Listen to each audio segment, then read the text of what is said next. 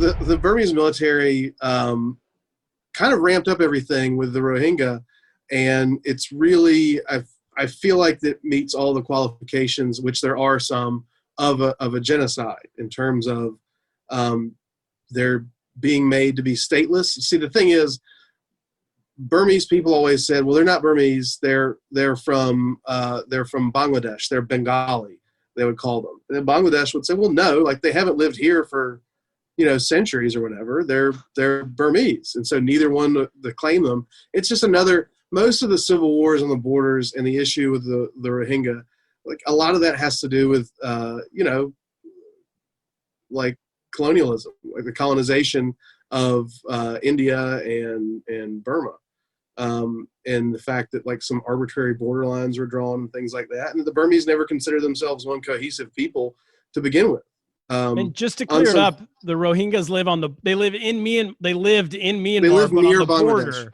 Yeah, near Bangladesh. Yeah. So they get shuffled back and forth. There have been multiple times where they'll get sent to the border, and then the Burmese military will, attack them as they're fleeing to the border. When they try to come back over the border, once Bangladesh kicks them out, they'll do the same thing. They'll attack them.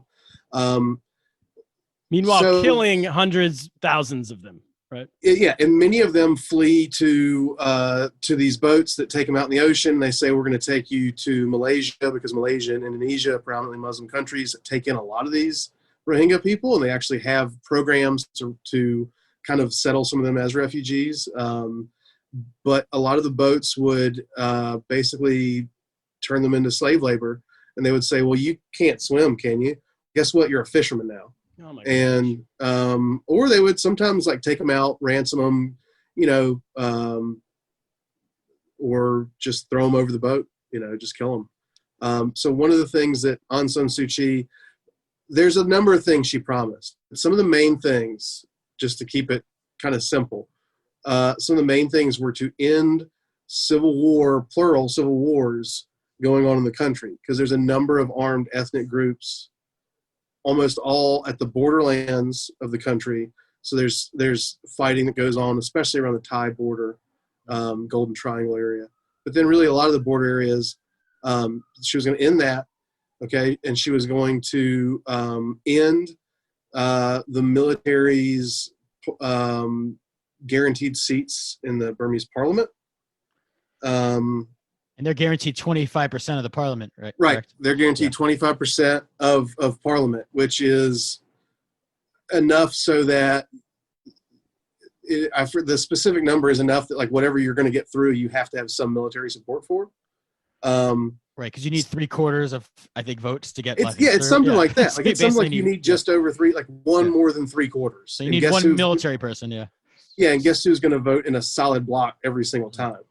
So, she was going to spread democracy and end military rule, end the civil war. She never said anything about ending the genocide, because that's not what she campaigned on. She's for years has avoided even saying the word Rohingya, because that is like a flashpoint in the country, is what to call these people. That's why they'll call them Bengalis and they won't call them Rohingya. Because they're trying to make the point that they never were a part of our country. Okay, so she, just to clear up here, she came into power, was it 2012 or 2015? I know she got let out of prison in 2010. She got let out of prison in 2010, like you said. It was not prison. She was in her house arrest. She was never in prison. Yeah. She was always in her house arrest in a house that's like 100 yards away from the American embassy. They're on one of the large lakes that kind of center in Yangon. Yeah. It's been a while. I forget which one it is. But she's under house arrest.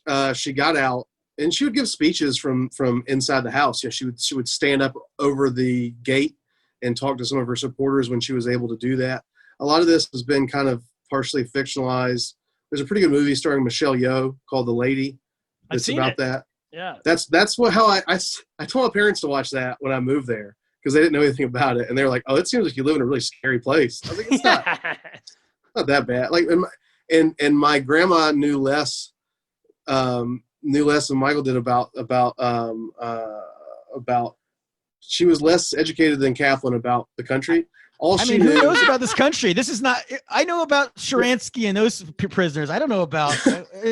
All she knew was like, well, she was like, my grandson lives in a country that begins with an M and used to begin with a B, and it's that's literally all she knew about it. So she gets out of prison she gets out of house arrest 2010.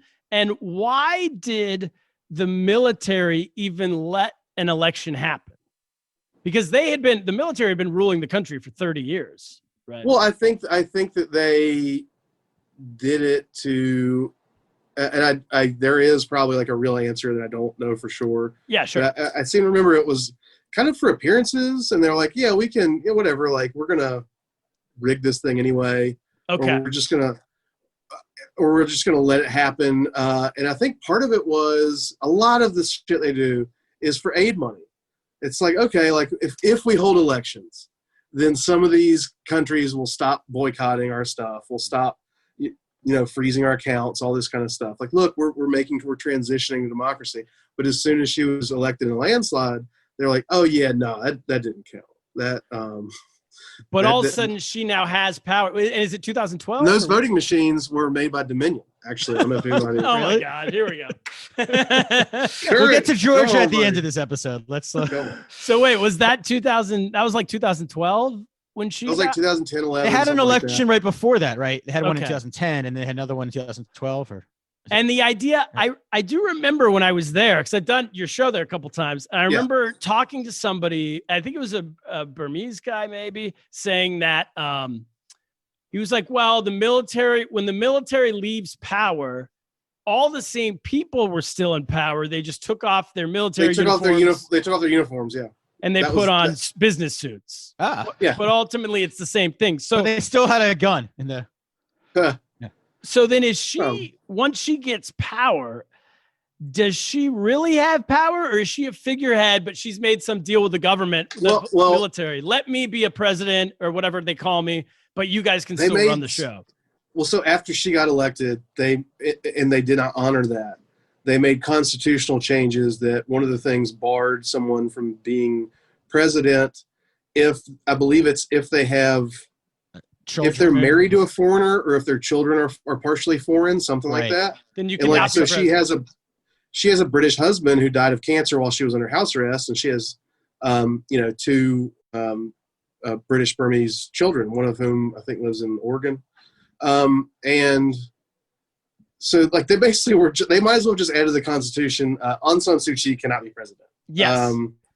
That's how petty and specific it was. So she appointed a minister to take that, essentially, once she was actually elected, 2015, she appointed a minister to kind of have a figurehead role. And then she ran everything, and everybody knew that. And that was like, there's nothing they could do about it, whatever. Like the military kind of knew, yeah, whatever. That's the way it's going to be. But she's not, president. And she has some title, but it's like some random title. Right? It's like a state counselor, a minister, or something. I think it's council. Something like that. Okay. Yeah, it is something like that, but she does call the shots. Since 2015, basically? Right. Yeah. Okay. So I've heard a couple people explain why, because the thing is, she's a Nobel Prize winner. She brought all this, people were really hopeful for the future of the country. They really thought she could bring about change. Like Mandela. Not just because her father,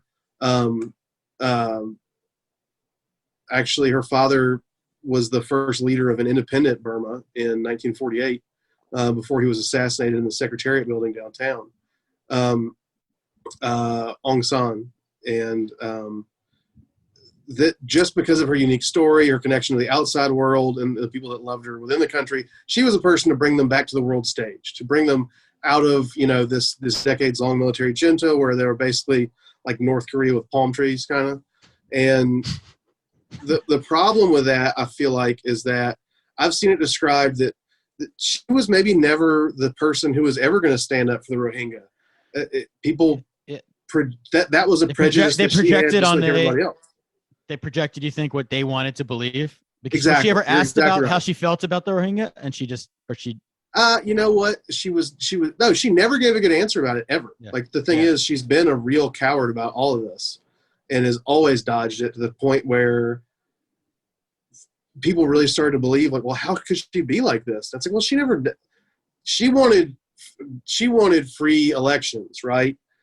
She wanted the military to be gone, but she might have had her own idea about the racial order of the country. She wasn't necessarily against ethnic cleansing.